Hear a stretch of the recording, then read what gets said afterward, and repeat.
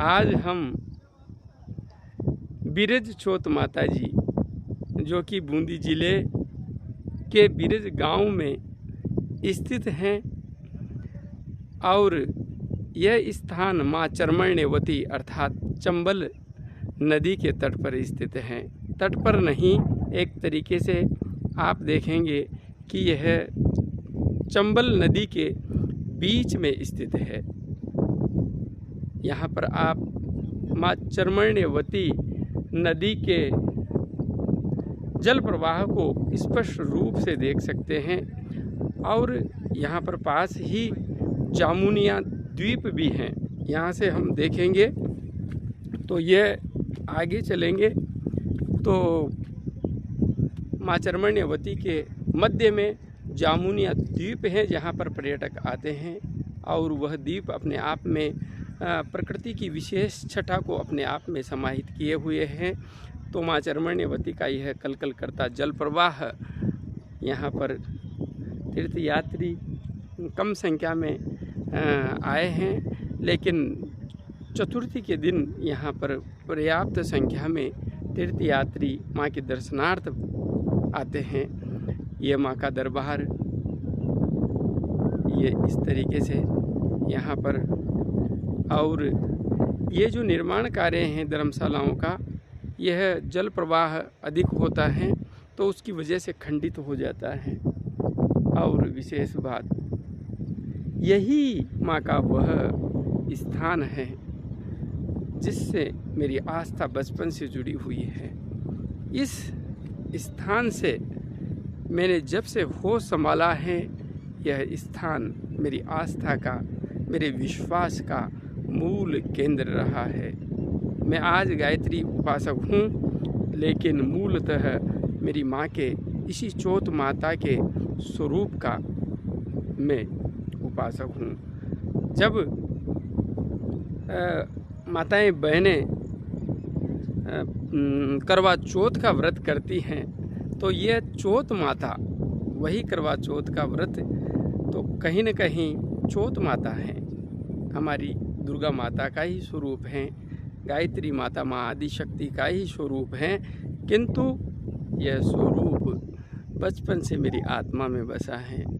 पास में ही इधर बिरज गांव है और यहाँ से लगभग 1.5 किलोमीटर दूर नौतड़ा गांव है।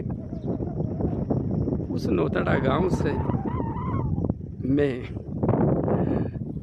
अपने मूल स्वरूप से, इस स्वरूप से जुड़ा हुआ हूँ। मतलब कि मेरा जन्म स्थान यहाँ से लगभग 1.5 किलोमीटर दूर, जहाँ पर आप सामने देख रहे हैं नदी के तट पर ही, तो राजस्थान के बूंदी ज़िले में नौतड़ा गांव जो कि मेरा जन्म स्थान है।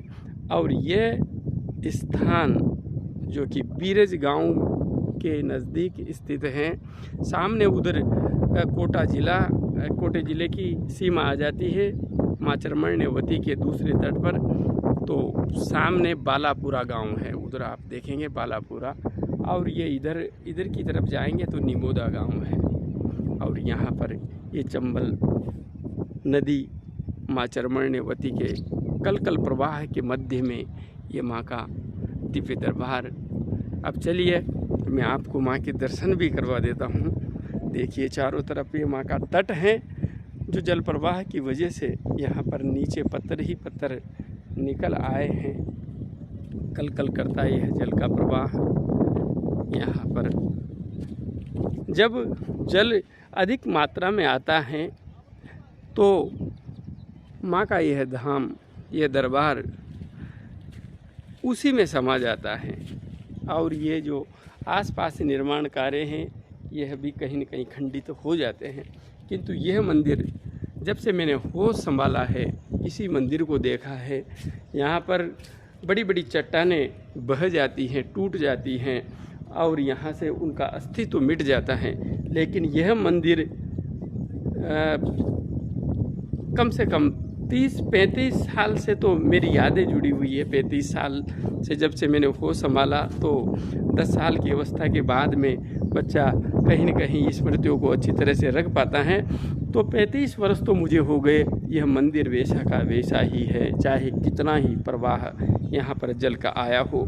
जल का प्रवाह यहाँ से बहुत दूर तक चला जाता है, जहाँ यहाँ से लगभग 500 मीटर से भी अधिक, लगभग 1 किलोमीटर दूर गांव है, वहाँ तक भी जल चला जाता है।